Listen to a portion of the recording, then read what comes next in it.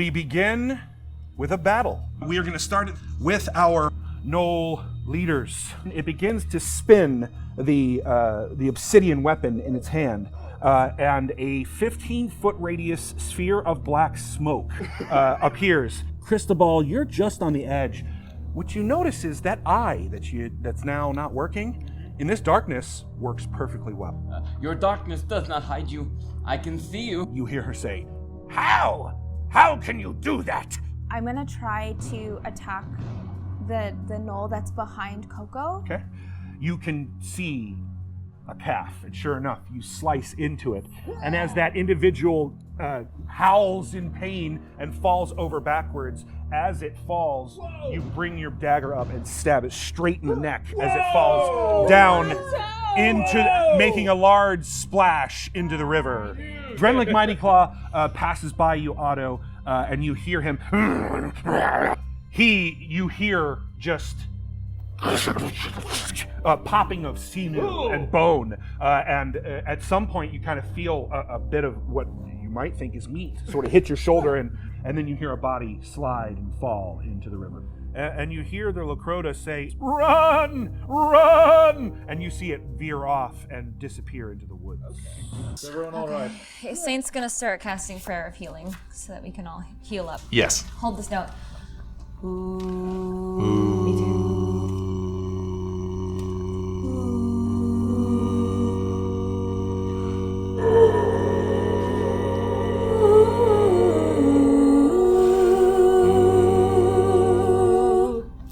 You're healed! I'm not gonna have to do that every time. Yes.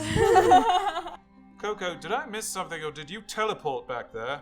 Did you teleport it? I did. I saw those beady red eyes. Yeah. And I just did it. You did the spell. Yes, I Do you have that needle you found in the workshop? You're not going to I use do. it on your eye, are you? May I have it, please? Sure. And then I'm gonna take a strip of my fur and sew an eye patch. Well, sometimes when we're sad, the best thing is not to fix it, but just to let us have our space and to listen.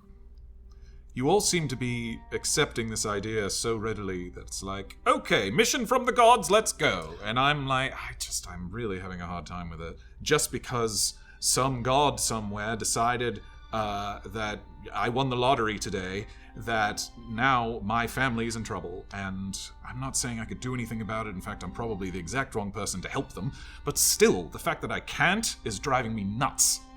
It's just... Before I came here, my father died. Oh. And so my family, as Cristobal knows, I think, they're all mages, pretty much. They're all wizards. And I am not, as you have probably noticed. I don't know, it was a disappointment, as I said. And it didn't matter really how good I was with the sword. I'm not a disappointment in my family, but I'm kind of weird. Different. Very different. I also come from sort of an outcast situation myself, and this blessing from Aitha has been a wonderful way for me to sort of start afresh. So imagine, if you could start over, being really good at what you do, which you are, how would you live life differently? I don't know. I mean, whatever. I appreciate it. Thank you. Thank you. You're very nice. Is weird mean good? Weird, can be sometimes. I think weird is pretty good. Oh. Weird is subjective. It's either Well, you are all weird. So Saint sits down next to Cristobal, and she just starts to polish her shield next to him. She's kind of co-playing next to him as he does his sewing. Tell me about your god. Aitha. Yes. Well, I don't know much, to be honest. Lumbra is the god of civilization. Maybe you have heard of him, maybe you have not. I ask you this because your god seems to have bestowed upon you gifts. Mm-hmm. Healing, sparrows that fly through the air and aid your friends. While this god has decided to take the sight from one of my eyes. I do not understand these gods. You see, books make sense. Words on the page, they make sense. They are researched and studied, and numbers are added, and it's all logic. But this... The moments that you look back on in your life, or that you will look back on in your life, how often are they based in the logical things that happen?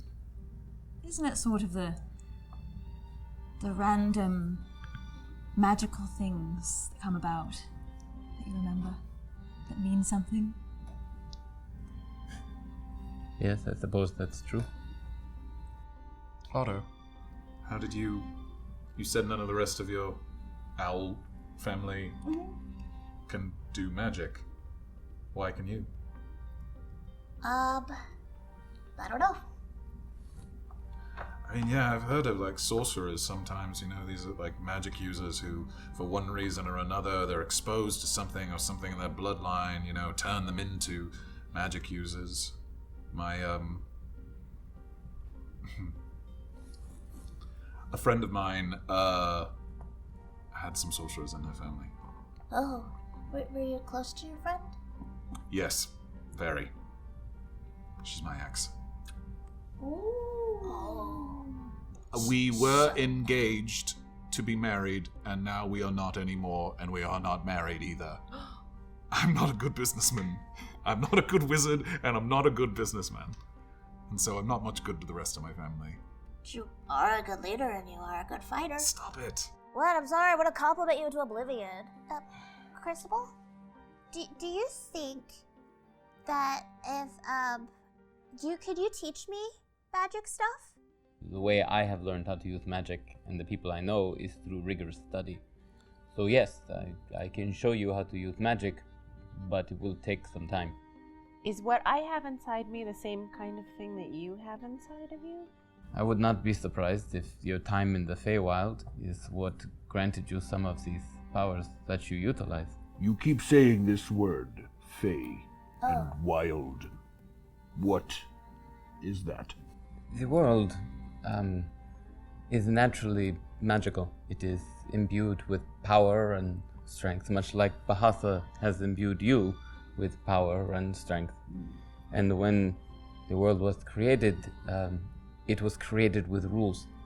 But I think the best way to describe the Feywild is magic without rules. Val definitely, probably just sits on the edge of the iceberg. He's, got his head down, and he's, just trying to clean off the rapier from the gnoll blood and everything else that was on it. And as he's in the midst of doing that, not too far away, another iceberg is drifting past that's right across, and he looks up, and there is another dragonborn looking at him, sitting there also with its rapier in its lap. Hello? Who are you? And even as he gets even a little closer, as he even gets within a couple feet of it, the dragonborn whacks his sword away. And for a second, as he's sort of staring at this figure, he feels like, just for a moment, he sees himself through its eyes. And then it drifts away and seems to just disappear. Hey, are you okay? No. I know that's usually your answer when I ask that. Get some rest. Maybe tomorrow will make more sense. Probably not, but yeah, thank you. And as you're sort of admiring the stars, you notice some movement on the river, on a smaller ice floe. Sitting on it, as it floats in your direction and then sort of mysteriously keeps pace with your ice floe, is a small, bearded garden gnome. And he looks at you and goes, hey, psst, hey, hey. Yeah? Hey, we have a mutual friend, and she says stop eating the worms, huh? Do your job. Plant them like you've been told. blow himself down the river. We must begin our trek. You realize that there are no animal sounds, no birds to be heard. It was not like this when we left. There is something worse. And Oliver says, well, then we should make haste. There is a large crash off in the distance. You arrive in what looks like a small clearing. Welcome. I am Frida Dreamspinner. I am the druid leader of these peoples. We're hearing some really strange roaring sound. And several trees in your forest have been felled. To answer your question about the sounds in the forest that you heard, that we also heard, we have been hearing lately. It is Hunolo, collectively known as the Will of Bahatha. Maybe there's something wrong with the Will of Bahatha, and that's why they're, knocking down stuff. Well, that is why I have sent our last forces to deliver us Oliver. You feel free to look around if you wish. You might find the tree outside quite interesting. But there seems to be, as I said, a clearing here and a circle of trees. And one tree in particular looks extremely old. He leads you to the other side of the tree. And on the other side of the tree, it is dying. Oliver says, I believe it's time to try the cleanse.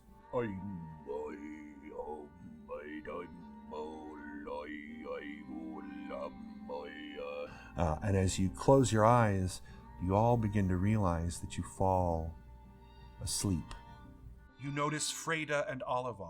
You realize now she is sharing her dream. She draws your attentions to the beings surrounding you. You struggle to maintain sight on them, but you can feel them, the gods. There is something new mixed among the gods. Opposite of Thasha is a giant, serpentine, scaly beast, an impossibly large, two-headed dragon. A heated discussion is brewing. Thasha is angered over some calamity, the dragon in opposition to the solution proposed. They disagree over the paths forward. A warmth washes over you as you begin to sleep again, and as your eyes close, you hear a single phrase, Oliver. You awaken slowly, as if shifting from a dreamscape into reality, and you hear Oliver floating above you is the skull, and its face looking at you, its eyes flashing and blinking, and you see Oliver's hand as he touches the tree shrivel as this blackness crawls down his arm, and from the mold pops out a man-sized wasp, a large hook of a stinger, and it sticks him in the chest, and you see what looks like bluish energy as his soul is sucked into the wasp, and the wasp flies off into the sky, off deeper into the southern parts of the woods. And that is when we'll end tonight.